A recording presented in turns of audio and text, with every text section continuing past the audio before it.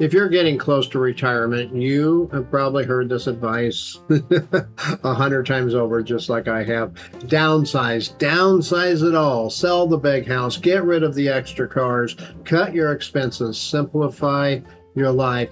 This advice gets repeated so often that it almost sounds like a single decision. Sort of like downsizing is one thing. Either you do it or you don't do it. But the closer I get to retirement, the more I've realized that's not really how it works, at least not the way I see it when I retire. When I look at downsizing, it isn't one decision. It's several different decisions that need to be made. Some of them simultaneously, some of them may be made over a period of time. And there is no one answer for all of my decisions. It's not simply downsize everything or don't downsize everything. So I want to walk through some of the big things that I'm actually weighing in on right now when I consider retirement here in a couple of years. And one of the things that I really want to do when I'm looking at what I might downsize is I need to make a decision. What's worth it? What's the value in downsizing this, and what's the value in not downsizing this? Or, well, I guess easier put, the pros and the cons. So let's start with the big elephant in the room, the house, because that's what everybody assumes that you're going to downsize when you retire. Most people look at that at the very onset of retirement. Many people plan on downsizing their house. Right now, we're in a 4-bedroom home, plus I have my office too. So it's a good sized place. It's not a mansion, it's not giant, but it's a good sized place. It's also on a corner lot, which if you've ever had to maintain the yard on a corner lot, you would understand there is a lot more grass to mow, there is a lot more weeds to kill, and my wife and I both love gardening and we love flowers, so there's a lot more vegetation to take care of. And here's the thing. Today, that's not a problem for us. We can keep up with the maintenance. The stairs aren't quite an issue yet, but when I'm being honest with myself, I know that I'm starting to have problems with my knees and with my ankles and other things like that. And I know as I get older, those physical restraints, those physical issues are probably going to increase more than they will decrease. So I do want to probably at least consider at some point in the future, I may need to downsize the home. We may need to look at something that's a little flatter. Maybe it doesn't have an upstairs and a downstairs. We may need something with less yard for me to take care of. And I'm not big on HOAs, so I don't think when we retire, if we downsized homes, I don't think we would retire into a neighborhood that has HOAs and they maintain everything. They do your lawn and they do your snow and everything like that. Although that does sound appealing, I will probably always want to be able to do something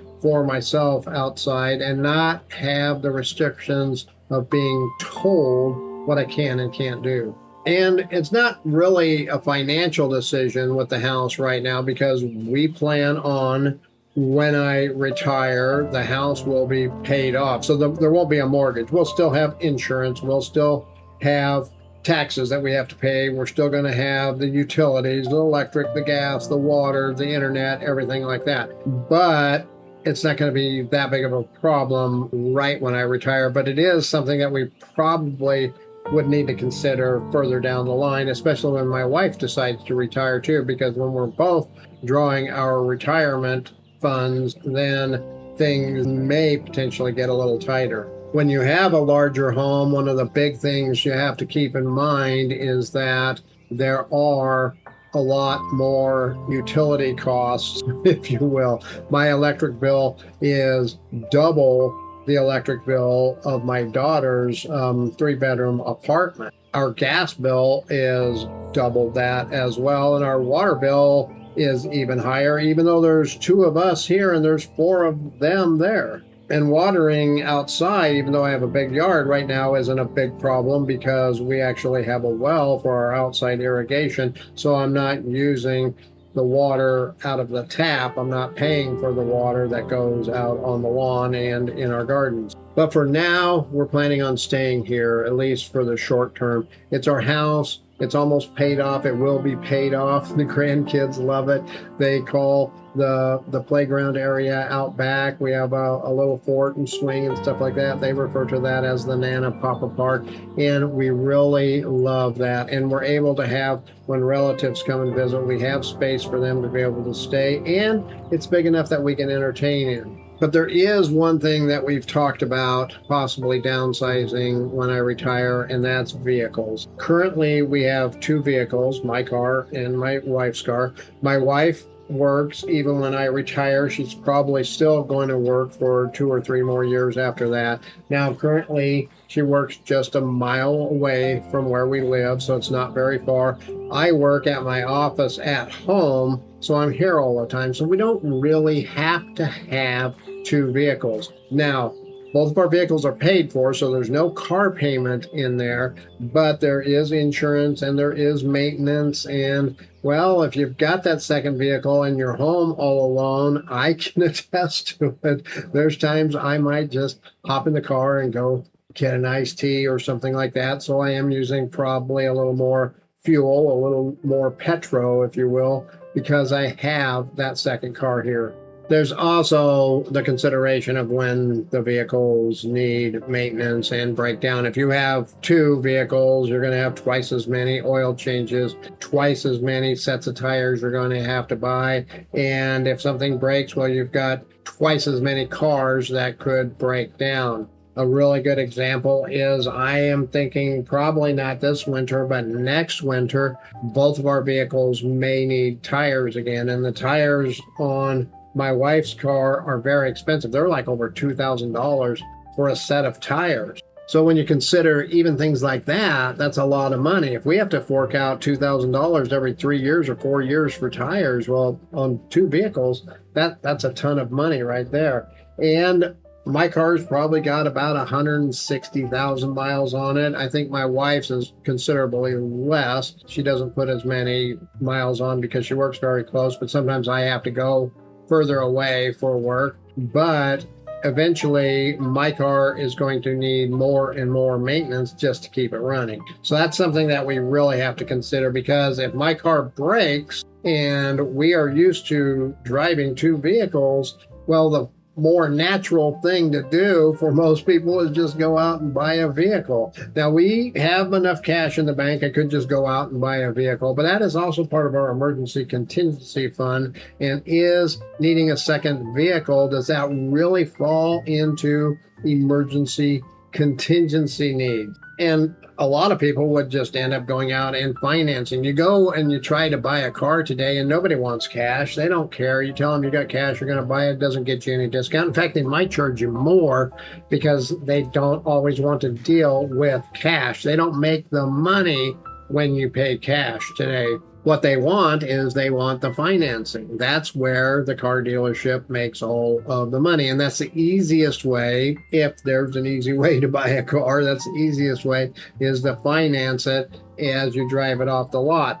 And that's what we did with the last 2 vehicles we had. We financed them, but then we paid them off right away. It was a quick way to do that. But still, it was financing and we didn't really want to do that. And then there's the hassle on the other end of figuring out how to pay it off and get the title in a timely manner and all of that. So really, honestly speaking, on the vehicle side, that's something we may very much consider downsizing when I retire, because there is no real need for us to have 2 vehicles. There is a huge desire a lot of times. I hate being trapped at home, but I could even take my wife to work and come home, and then she would just be trapped at work until I picked her up. Now, this next area of downsizing is something that I think a lot of people may underrate. It's one that I didn't think about very much when I first started thinking about retiring, but as I'm getting closer, to retiring, I'm starting to give a lot of thought to it, and that is just the regular expenses, your month-to-month expenses. And one of the things that we have already started doing is we're looking at our expenses. I found, like on our cellular plan, we were on Verizon, we went to T-Mobile. T-Mobile actually had a program where we could take our existing phones with us. It was a senior program, so we were able to get a very, very good discount. We literally cut our phone bill in half, and we have better service. There was a time that Verizon was the bomb. You just used it. It was the best service out there. Now, well, it got to be a little sketchy. A lot of places I was losing service, and when we switched to T-Mobile, I was a little worried about that.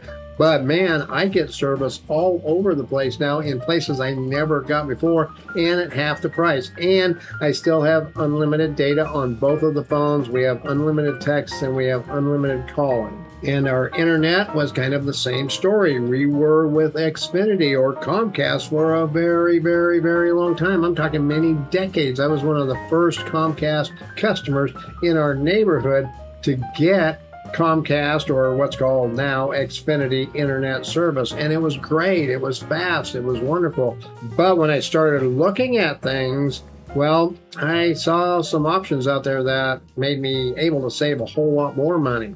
We ended up going to Vero Fiber, and we kept the same speed, but we get that speed up and down, and we literally cut our internet costs in more than half, and I've never had a problem. I've had fewer problems with the fiber than I did with the Xfinity cable modem service that we had before. So that's something that we've already downsized in the cell phones and the internets in preparing for retirement, but it is also something that I will continue to look at, maybe not every year, but every 2 or 3 years, and definitely when I do retire in a couple of years, I'll take a second look at all of those things. And insurance is something that you really have to look at too, not just health insurance. I'm all signed up for Medicare, and I'm actually going to be paying less on Medicare than what I was before. And I do have another video that kind of talks about that if you want to watch that. But all the other insurances, your house insurance and your car insurance and things like that. We won't have a mortgage when I retire, but I'll have to pick up that house insurance. I'll have to pick up the taxes for the house independently, so we're going to have to account for that. But when we were looking at the house insurance, we did discover we did have the best policy that we could have right now, which was wonderful. But we found that our car insurance, well, that we were able to again cut in half by going to another company with our car insurance. And here's a little secret with that. Our broker told us this, because our car insurance and our house insurance used to be all with the same company. They already renewed my house insurance. My car insurance was coming up. So when I went over to this other company, again, cutting it in half, the insurance company we are at with our house, well, they can't change our house right now. They may next year because of my car isn't with them anymore. But then at that time, that will give us some bargaining, if you will, when we look at our house insurance, because if it goes up, then we can look at possibly adding our car insurance back on with them. And then the way the insurance companies look at that, they might say, well, we need to give them a new bundle discount and may be able to even save more money. So between the phone, the internet, and the insurance, that's real meaningful monthly savings that we're seeing right now as we prepare for retirement here in the future. But that isn't lifestyle sacrifices, really. Those things are more just cutting out money that we're leaving on the table. Now there's other expenses. There's another expense category that we look at too, and we don't know the answer to this one. We don't know if we're going to have to downsize in things like our food, like our clothing, like all of those other things. What happens around the house, the stuff that we buy, all of that stuff. I know Amazon's probably going to go broke when I retire because I won't be ordering all that stuff. But that's an expense category that we really have to take a close look at. Now, I don't see us eating less. And I don't know, maybe we'll eat out less or we'll eat out more. I'm not sure. If you experience this, let me know. I talked with some of my friends, and I have some friends that are retired, and they eat out almost every day, and they say they spend less money than if they were buying groceries and cooking all the time. We tend to cook meals all the time. My wife will prepare a couple of dinners a week. And then because it's just the two of us, those leftovers become lunches and they can become other dinners. So we're not having to cook every single day. A lot of times it's just reheating stuff. Now, if you're heading into retirement yourself, or if you're in retirement, tell me what has been the most emotional decision that you've had to make when it comes to downsizing. Was it the house? Was it the cars? Was it the boring stuff, the insurance? Was it the enjoyable stuff, going out and all of that stuff? I would really, really like to know. And if you've enjoyed this video and found value, please consider going down, hitting that thumbs up, hitting that subscribe button. I would really appreciate it.